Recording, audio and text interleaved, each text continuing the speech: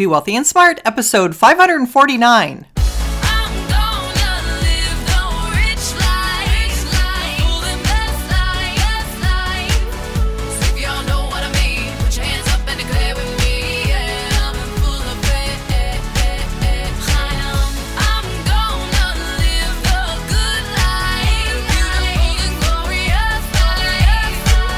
Step into a world of wealth and financial freedom without budgets, boredom, or bosses on Be Wealthy and Smart.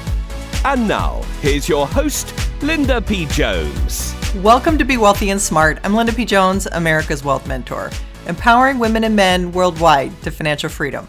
On today's show, we're going to talk about baby boomers' retirement regrets. And this comes to us through an article on CNBC.com. It was written by Bob Pisani. And the name of the article is Baby Boomers Face Retirement Crisis, Little Savings, High Health Costs, and Unrealistic Expectations.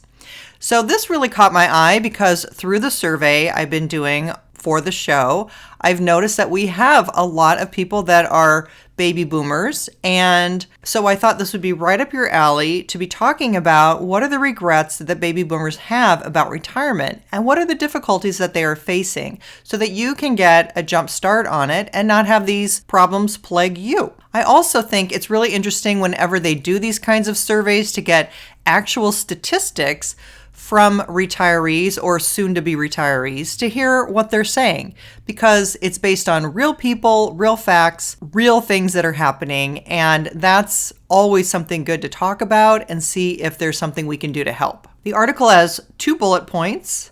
The first bullet point says it's National Retirement Planning Week, which means it's time for another round of depressing stats about how unprepared we all are for retirement. And the second bullet point says, the Insured Retirement Institute, which represents the annuity industry, highlights all the problems facing boomers: too little savings, underestimating health costs, and unrealistic expectations of how much retirement income they will need. And the article says, April is National Financial Literacy Month, but this week is National Retirement Planning Week, which means it's time for yet another round of depressing statistics about how unprepared we all are for retirement. Let's focus on baby boomers, those born between 1946 and 1964, ages 55 to 73. Nearly half, 47%, are already in retirement.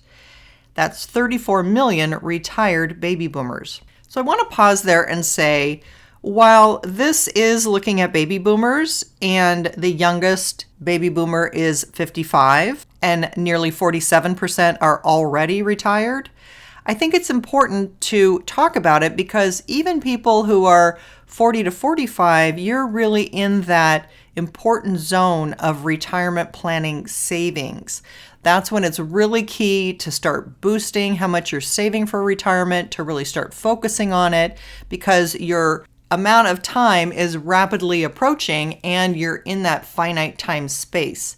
So it's really important for younger people, not just baby boomers, to be thinking about this, and even for people who are starting out their careers, because after all, someday you will be this age too, and it comes a lot faster than you think. So it's good to start planning early because it makes it so much easier, costs less money, and you can be really successful because you have longer to compound.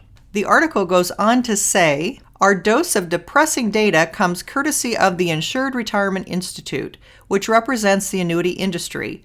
The group's annual report, Boomer Expectations for Retirement, highlights all the problems: too little savings, underestimating health costs, and unrealistic expectations of how much retirement income they will need. So first, let's talk about too little savings. The 3 legs of the retirement stool are Social Security, private pensions, and personal savings. None is in great shape. The average Social Security check is $14,000 a year, hardly a cushy retirement. Only 23% of boomers ages 56 to 61 expect to receive income from a private company pension plan, and only 38% of older boomers expect a pension. As for personal savings, I'll make it simple. Most boomers have not saved nearly enough. In the worst case, it is really bad. 45% of boomers have zero savings for retirement. Time out. I've got to pause there. What? 45% of boomers have zero savings for retirement. Yikes. Now, were they expecting that Social Security was going to rescue them somehow? Were they thinking they were just going to keep working until they died? What went wrong here? I don't know if we're going to find out in this article, but this is under the too little savings category, so I assume that what they're saying here is just that people didn't save for retirement. They just weren't worrying about it. They just weren't thinking about it, planning for it, lived a little bit too much in the present and didn't think about the future, or maybe got into debt and started spending money for the future today. The second section is called Underestimating Healthcare Costs. Retirees routinely underestimate health expenses, particularly long-term care costs. Many simply don't understand the system. Shockingly, 50% of those in the survey say they have not factored in the cost of long-term care insurance because they say they will rely on Medicare. But Medicare provides no coverage for long-term care. Only 8% of boomers say they have purchased a long-term care policy. We are all going to live a lot longer than we think. In about half of all married couples over 65, one partner will survive to at least age 95. Wow. Age 95 for one of the partners. That is a lot higher than I had seen in terms of life expectancy. So that is amazing.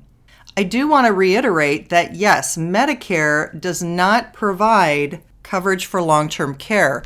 There is Medicaid, which is if you are basically on welfare and you need skilled nursing care, which is the high level of nursing care, then Medicaid can cover you if all of your assets are gone. You have to spend down all of your assets and basically be destitute in order for that to cover you. And then the state takes over. That's not a desirable situation, nor is it realistic if you have a decent amount of assets and you want to be leaving some of your assets to your children.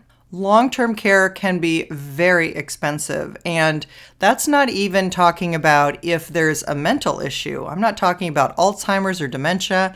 I'm just talking about having someone help you get dressed, bathe, feed yourself, things like that, where it can get very difficult for an elderly person. And yes, long-term care policies are very expensive. So it's difficult for people to be able to afford those and have some kind of coverage for these higher expenses later on. So this can be one of the reasons why people are so destitute, is that their healthcare costs were a lot higher than they thought, and they've spent down a lot of their retirement proceeds perhaps. The third reason is underestimating retirement income. We are underestimating how much we are going to spend.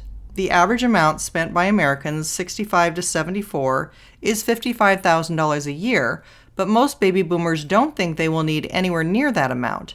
Indeed, 60% say they will need less than that to live on. It goes on to say a lot of people are kidding themselves. Expected annual retirement income need, and here it's got some statistics, 44% say less than $35,000. 26% said they need $35,000 to $55,000. 16% say they need $55,000 to $75,000 a year, and 14% say they need more than $75,000 a year. What's the backup plan? What happens when a lot of people realize they haven't thought this whole retirement thing through very well? Here's the plan. Downsize, go back to work, or hit up the kids. Okay, I want to pause there. Wow. Okay, so first of all, 70% of people think they're going to need $55,000 or less per year in retirement. That's including your housing, your food, your entertainment, your travel, clothing, taxes, medical care. That seems a little on the low side to me for people to be estimating. And perhaps that's where part of this is going wrong, is they're not thinking that they need as much income as they need to survive and have a nice lifestyle. So let's look at this section where it says, what will you do if you run out of money? 58% said they would downsize and live on Social Security alone. Well, that's interesting because you can downsize. If you own a house, you can move to a smaller home, and some people do use that to supplement their retirement savings. But living on Social Security alone, as I mentioned, the average check is only $14,000 a year. So that's not really going to be a good plan. So that's going to be very difficult to live on year in and year out and have a decent lifestyle. The second thing they said they would do if they ran out of money is return to work. 37% said they would return to work.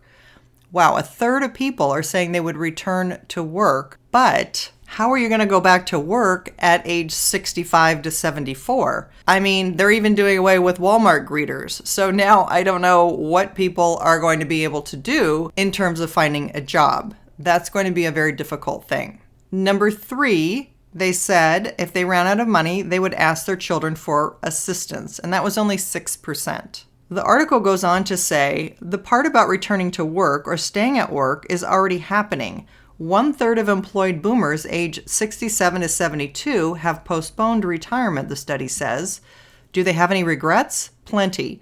Among those not confident they did a good job preparing for retirement, the top 2 things they wish they had done differently, 63% said they wish they had saved more, and 58% said they wish they'd started saving earlier. Let's hope Generation X, Millennials, and Gen Z will do a better job planning for retirement than baby boomers have done. End of article. I'll post a link to the article in the show notes and on the podcast page on my website. I don't know where the boomers are getting their jobs when they're 67 years old plus, but here's what I do know. It's time for people to think about multiple streams of income and what they can do about their income stream way in advance. And that's why you want to think about the wealth building formula being money, compounding, and time. And if you're out of time, that means you're out of years to compound. That means you either need to save more or you need to be a better investor and compound at a higher rate. And that's one of the reasons why I put the Wealth Heiress checklist in the back of the Wealth Heiress book, to make sure that you're doing all the things all the way along preparing for retirement, so you don't get to retirement and have a nasty surprise because you don't have enough income, you don't have enough retirement funds. So in summary, I would say it's never too early to start thinking about retirement. It's never too early to start planning for it, saving for it, investing for it. You want to give this a lot of thought in advance because the time to be running out of money is not when you're elderly. You want to have a plan that is going to allow you to invest well and, of course, be contributing to your retirement plans so that you can have money grow tax deferred or tax free, whether that's a Roth IRA or whether that's your 401k or other retirement plan. You want to take advantage of those things. It's super important that that is one of your spending priorities, is planning for retirement. And I know that's difficult because if you're younger, you also have to think about perhaps paying for your kids' college or buying a home. There's all these big purchases ahead of you, and it seems like retirement is way off into the distance. But it comes up fast. The financial requirements are quite a lot, and in many cases, more than people think. So it's never too early to start planning, start thinking about the lifestyle you want, the income you're going to live on, and how much it's going to take to get you there. You can use the calculator at moneychimp.com. Go to the calculator section. You can put in the number of years you have to compound. You can put in different compounding rates, and you can see how much money that would grow to in the future. I also have calculators on my website at lindapjones.com that you can take a look at as well. That's going to give you some kind of a ballpark so you have at least an idea for what kind of an amount of money you're looking at having later on in life. Of course, it's not going to be exact because you won't know that until you know exactly what your rate of return is. But you can estimate over time what rate of return you might achieve, and that can help you make some realistic estimates. So there's not much we can really do about high health costs. All we can do to defend against that is either to buy insurance to help with some of that, or to save more money, or to keep yourself in super great health. Just one more thought, and that is I'm always encouraging you to have a side hustle, and I think having something on the side that is an income generator for you that will continue into your retirement would be a really great hobby to have or thing to be working on before you retire. So if you have some kind of a side business that you can do, or you have something that's an online business you can start, or a way to monetize that will continue into your retirement. For example, maybe you're really handy working on cars and you can restore cars into the future. That would be a great thing to be able to do into retirement as a way to have fun with something you enjoy, but you're also getting paid for it very well. Or perhaps you're an accountant and you have a side business where you help people do their taxes. And after you retire, you continue to have that business and do people's taxes. Or maybe you start an online store and you do that on the side while you're working. And then when you retire, you can continue to have that online store generate income for you. These are things that you need to start thinking about now that can be income that can continue to work for you into your retirement years, because there's no way that Social Security is going to be enough. And it sounds like most people don't have enough saved in retirement. So having that ongoing income stream is going to be super important. Things to start thinking about now and planning for now can make a huge difference going forward. That's all for today. Until next time, live the good life and be wealthy and smart. Thank you for listening to Be Wealthy and Smart with Linda P. Jones. Share the wealth and tell your family and friends about the show. Check out our website, blog, and social media for more riches at www.bewealthyandsmart.com.